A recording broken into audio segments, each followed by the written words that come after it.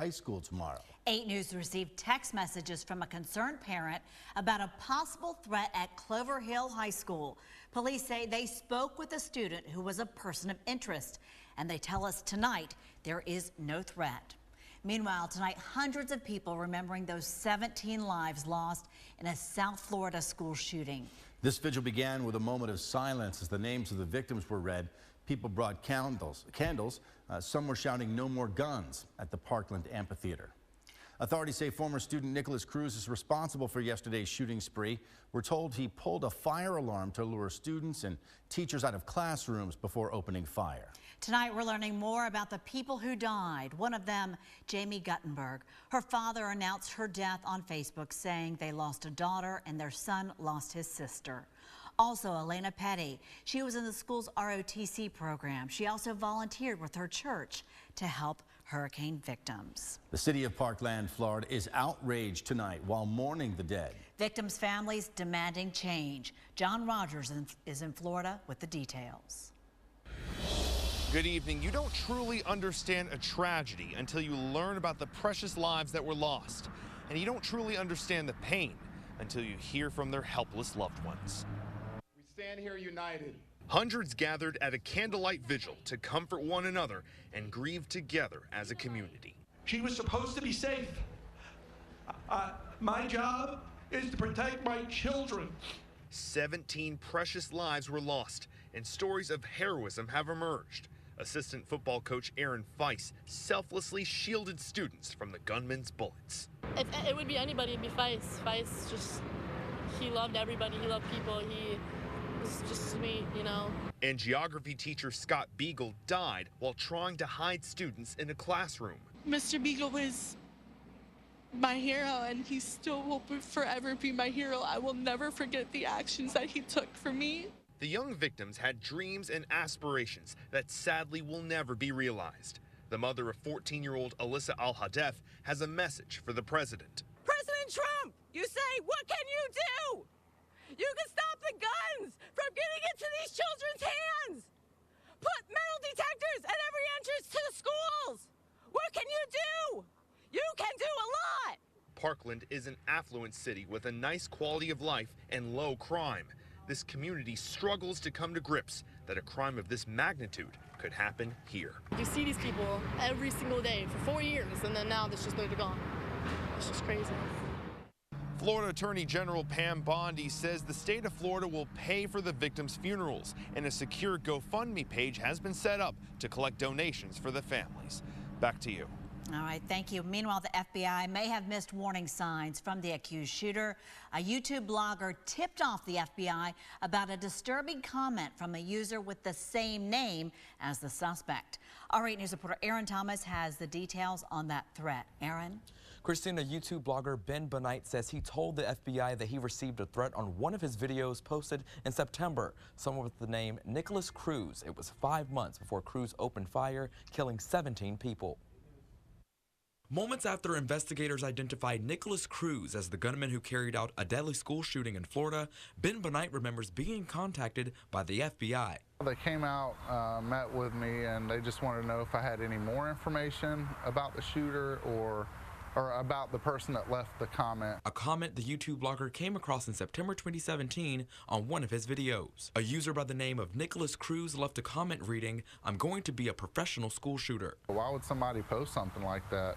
You know, that's pretty disturbing, and I need to let somebody know so they can go look into this guy. Benight says FBI agents showed up the next day after reporting the threat to the field office in Jackson, Mississippi, sending over screenshots and the username of the person. Comment said, but FBI agents were unable to identify the person who made the comment or the location that it came from. Agents say they never spoke to the suspect. People make comments, they make inflammatory comments on a regular basis, and you can't lock everybody away that makes an inflammatory comment. Benight says he's confident he made the correct decision in tipping off investigators. I feel like I did the right thing, and I'd absolutely do it again. And I'm still not sure that there was anything the FBI could have done with the information I provided. It was very limited information. Investigators have charged the suspect Nicholas Cruz with 17 counts of premeditated murder. Juan? Thanks, Aaron. Tonight, lawmakers here in Richmond at the General Assembly are reacting to the Florida school shooting. Both sides bringing it up on the floor today. Republicans have highlighted steps already taken to keep kids safe.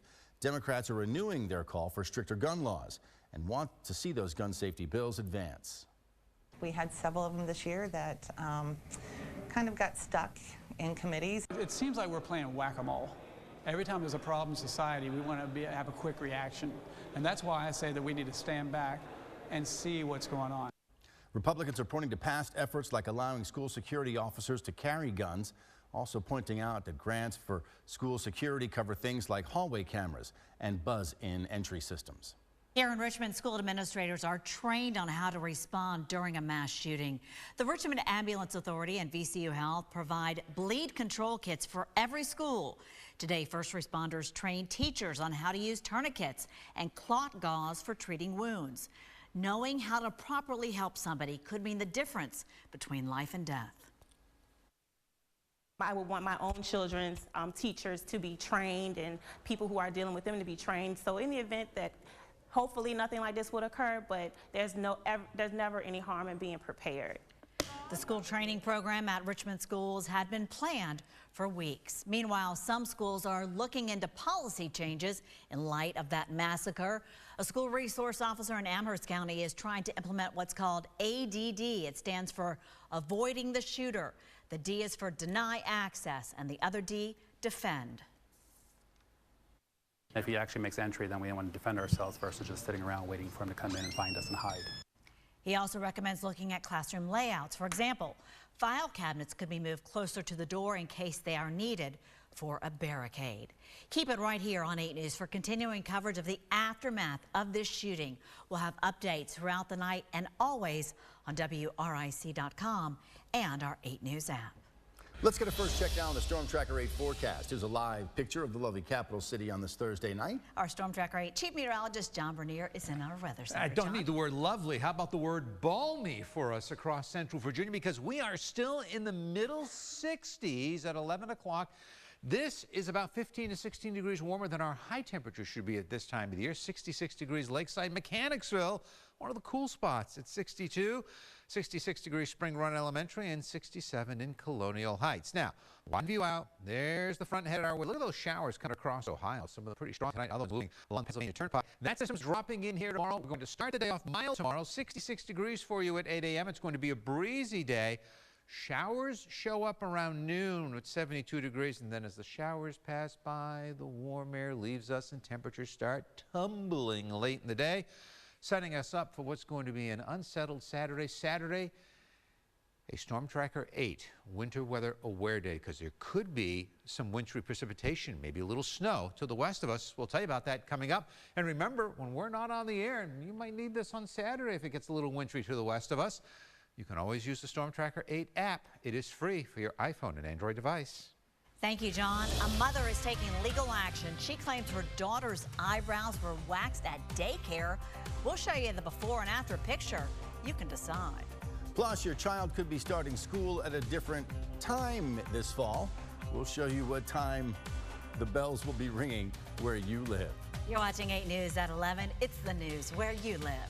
Thanks for being with us tonight. Christina, John, and I have much more 8 News when we come back. News where you live in Hopewell now. A man shot there during an argument this afternoon on South 8th Street. That's in the Thomas Rolfe Court housing complex. Police say the victim is expected to recover. No word yet on a suspect. Would you be prepared if you were attacked? There are ways that you can protect yourself. A former Navy SEAL and martial arts instructor in Virginia says if somebody approaches you, establish a boundary, put your hands out, say stop, and ask them what they want. I find a finger. Right, isolate the wrist, break the finger right there. Yes.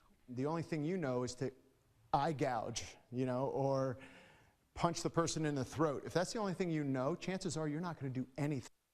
And he says you can also do the same thing, use those same tactics to get out of an abusive situation.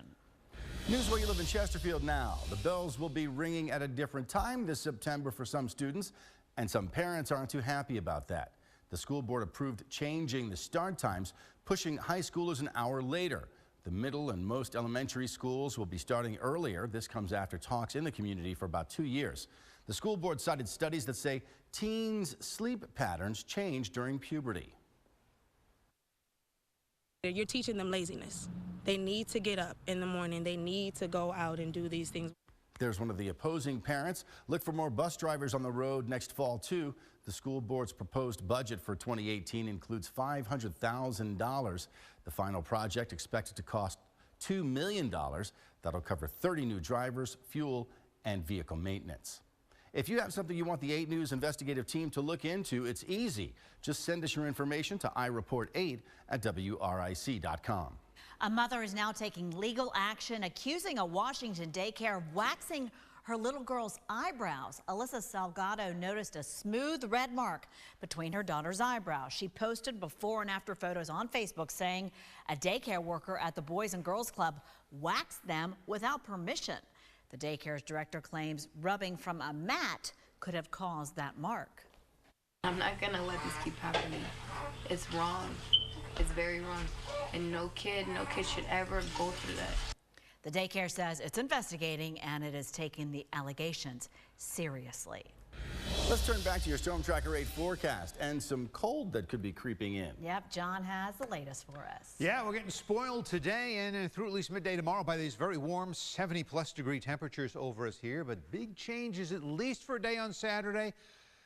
That could leave a few of you a little bit of a wintry mix Saturday, a Storm Tracker 8 winter weather aware day. Here's what's going on right now over us here. You see the clouds streaming by to the north, up along and north of the Ohio River Valley. We've got clouds, high clouds over us here tonight here in the area, and it's a little bit on the breezy side. Moving a bit closer, there's a cold front that's dropping through the Great Lakes states right now. Cold air pouring down behind it. That cold air is going to come rolling in here tomorrow afternoon and tomorrow evening. It's what's producing the showers, and there's even a few rumbles of thunder, I think, in some areas. Watch this little line developing down here. It's now crossing just off to the northeast of Cincinnati, so things are a little bumpy up there. But close to home for us. Again, clouds coming across tonight, very mild outside. Temperatures are still in the mid to upper 60s over us here. We cannot complain about this warmth. We've also got a pretty good little breeze out of the southwest at 16 miles an hour for us, 14 miles an hour in Ashland.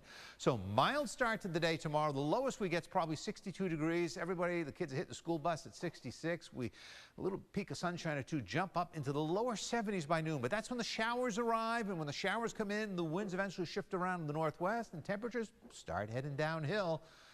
By tomorrow evening at the dinner hour, they'll be in the upper 50s. So here we go tomorrow. Clouds over us. Here's the front on the way. Gets in here around noon. Brings us the showers into the afternoon. They skedaddle out of the way. A few breaks in the clouds as temperatures drop by Saturday morning down into the middle 30s. But watch out. Another storm system's coming our way. This one coming up from the southwest. The clouds increase over us. Saturday through noon, we're fine. But in the afternoon, look at that area right there going in the north. Passing just to the west of us, that's the chance for a little bit of snow mixing in. Could have a little accumulation. Charlottesville, Fredericksburg, points northwest. The good news, it's done and out of here by the time we get into Sunday. So a mix to maybe a little bit of rain over us here. Only 41 degrees on Saturday. Again, Storm Tracker 8 winter weather aware day. Things clearing up on Sunday. A passing shower on Monday. And hey, we warm right back up the early part of next week. So we're back to maybe 75 degrees by the time we get into Tuesday, and 72 degrees on Wednesday. All right, thanks, John. In South Korea 2018, style is the name of the game for the Olympics. You're looking at the Gangnam District, which is the inspiration for that popular song, Gangnam Style. It's home to more than 500,000 people, luxury cars, designer brands, and fine dining. This district is very lively. All the Koreans, movie star lives here. The pressure to fit in with all that glitz and glam may require going under the knife. Seoul is known as the plastic surgery capital of the world. Natalie? Thanks, Christina. Good evening, guys. I'm Natalie Calabat. You can almost hear those engines roaring. The Daytona 500 is just a few days away. And on the other side of the break, we have a live report from Daytona International Speedway. Stay with us. 8 Sports is next. 8 Sports is sponsored by the Haley Automotive Group. Good evening, Richmond. I'm Natalie Calabat. NASCAR fans, the Daytona 500 is just 3 days away. The Great American Race has seen its share of goodbyes from veteran drivers, and this year is no different. Dan Lucas joins us live from Daytona International Speedway, where another big name is about to end her racing career. Dan? Good evening, Natalie. Danica Patrick, that's who we're talking about. She ran okay tonight, 14th in her qualifying race. It was more about getting her car to the start line on Sunday. She's had a long career trying to prove herself. She's done a great job. Now she's ready to close a book on that long career. She never gets far without being greeted by fans. This is the life that driver Danica Patrick carved for herself beginning at age 10. But this year is different. I feel excited. I mean, the idea of having a lot of time off is like exciting to me. Patrick will bid farewell to NASCAR after the Daytona 500. It's the race she led to the green flag in 2013, the first woman to ever win a pole position in a Cup race. I think that I would imagine I would miss the competition, like that really like finite mental state that you enter when you're in elite competition. Her life has seemed elite. Off the track, she's marketed herself into industries like fashion, wineries, even a new fitness book.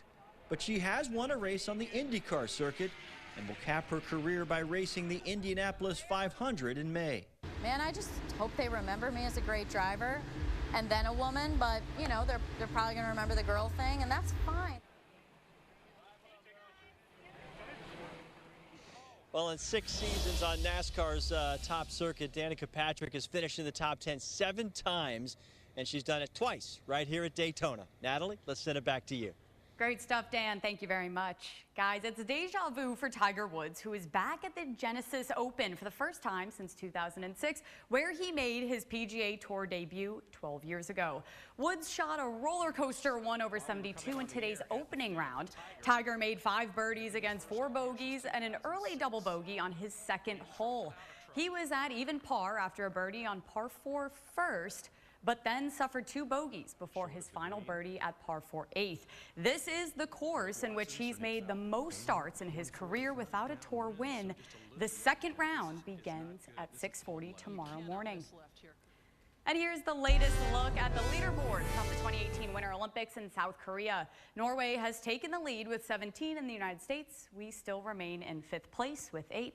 That'll do it for 8 Sports at 11. I'm Natalie Calabat.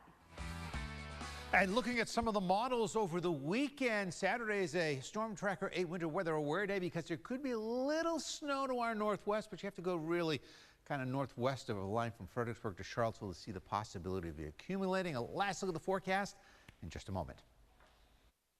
This is what's happening tonight. Well, everywhere we've been, there's been a ton of Philly fans, which is awesome. And what do they do when they see you? Most of the time, it's cry.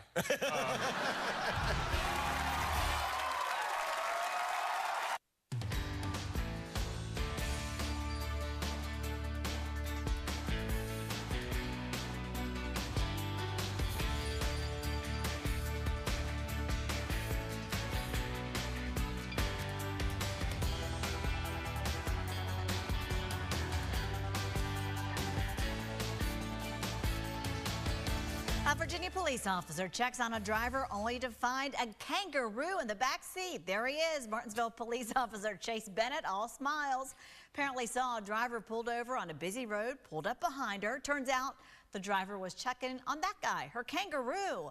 The woman was on her way to an educational ranch with all different types of animals. John?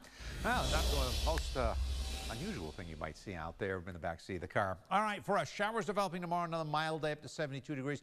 Northwest of us, a little snow Saturday afternoon, changing over to rain, but it is a Storm Tracker 8 winter weather aware day. Only 41 degrees Saturday, quick rebound to 55 on Sunday. Some showers off and on next week, but a continuation of some very mild temperatures, especially Tuesday and Wednesday. Boy, oh boy, it's going to be warm out there. Yes. No kangaroos, right, guys? Nope. It's kangaroo type weather. At least in Martinsville it is. And we thank you for joining us here in Richmond for 8 News at 11. You can follow us overnight at WRIC.com and on our Facebook page. Also, don't forget to download that 8 News app. It's free for you right now.